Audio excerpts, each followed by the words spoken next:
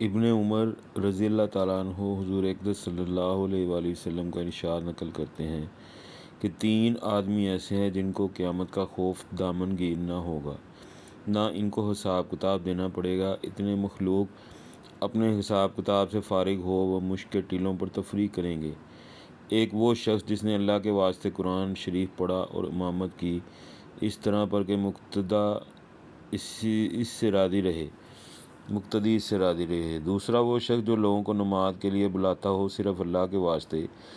تیسرا وہ شخص جو اپنے مالک سے بھی اچھا معاملہ رکھے اور اپنے ماتحتوں سے بھی۔ قیامت کی سختی، اس کی دہشت، اس کا خوف، اس کی مصیبتیں اور تکالیف ایسی نہیں کہ کسی مسلمان کا دل اس سے خالی ہو یا بے خبر ہو۔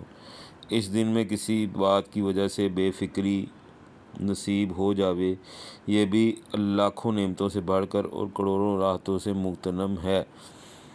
پھر اس کے ساتھ اگر تفریح و تنعم بھی ہو جائے تو خوش نصیب اس شخص کے جس کو یہ میسر ہو، اور بردباری و خسران ہے ان بے حسوں کے لیے جو اس کو لغو، بیکار اور اضاعت وقت سمجھتے ہیں۔ معجم کبیر میں اس حدیث شریف کے شروع میں روایت کرنے والے صحابی عبداللہ بن عمر رضی اللہ تعالیٰ عنہ سے نقل کیا ہے کہ اگر میں نے اس حدیث کو حضور اقدس صلی اللہ علیہ وآلہ وسلم سے ایک مرتبہ اگر 7 دفعہ یہ لفظ کہا، یعنی اگر 7 مرتبہ نہ سنا ہوتا، کبھی نقل نہ کرتا۔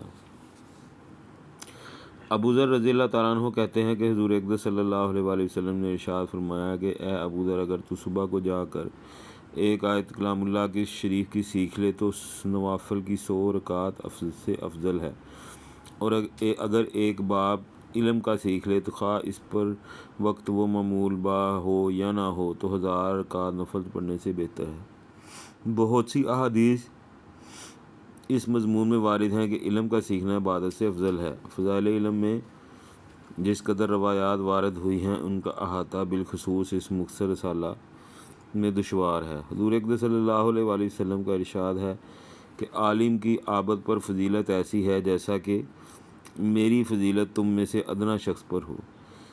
ایک جگہ ارشاد ہے کہ شیطان پر ایک فقیہ 1000 عابدوں سے زیادہ سخت ہے۔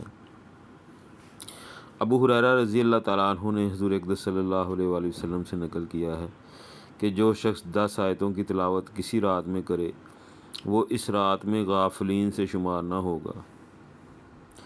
10 آیات کی تلاوت سے جس کے پڑھنے میں چند منٹ صرف ہوتے ہیں تمام رات کی غفلت سے نکل جاتا ہے۔ اس سے بڑھ کر اور کیا فضیلت ہوگی۔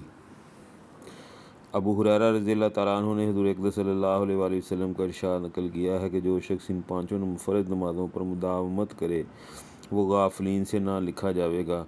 جو شخص 100 آیات کی تلاوت کسی رات میں کرے وہ اس رات میں قانتین سے لکھا جاوے گا۔ اللہ ہمیں عمل کرنے کی توفیق دے۔ آمین۔